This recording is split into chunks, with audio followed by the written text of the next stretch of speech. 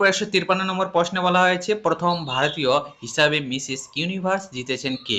Option A Lipika Chowdhury, option B Shweta Rathore, option C Sherry Singh, option D Priyanka Chopra. তো সঠিক উত্তর হয়ে যাবে অপশন সি শেরি সিং। তিনি দক্ষিণ আফ্রিকায় অনুষ্ঠিত মিসেস ইউনিভার্স 2024 প্রতিযোগিতায় প্রথম ভারতীয় হিসেবে এই শিরোপা জয় করেছিলেন। এরপর 154 নম্বর প্রশ্নে বলা হয়েছে জাতীয় মহিলা দিবস পালন করা হয় কবে? Option A 13 February, option B 14 February, option C 17 February, option D 19 ফেব্রুয়ারি।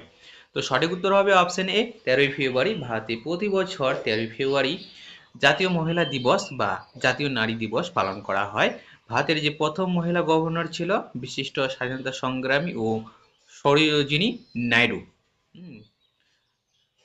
তিনি আবার কবিও ছিলেন। নারীর জন্মদিনে এই দিনটি পালিত হয় নারীদের ক্ষমতায়ন ও সমাজে তাদের অবদানকে সম্মান জানাতে এই দিনটি নির্দিষ্ট করা হয়েছে।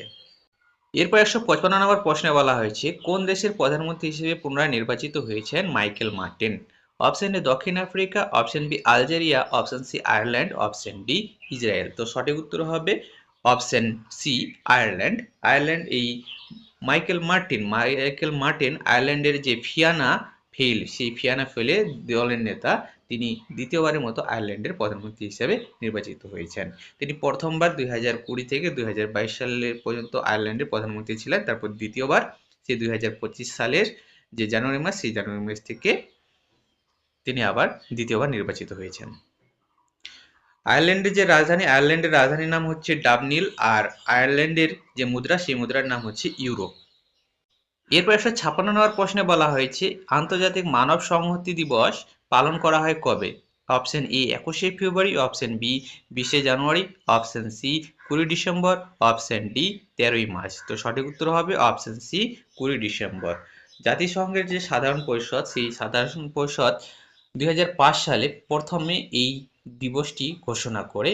আর এই দিবসটির যে পালনের যে মূল লক্ষ্য সেটা হচ্ছে যে বৈশ্বিক চ্যালেঞ্জ যেমন দারিদ্র্য, ক্ষুধা, রোগ এবং অসাম্যতা মোকাবিলায় দেশগুলোর মধ্যে ঐক্য ও সংহতি বৃদ্ধির আহ্বান জানানো।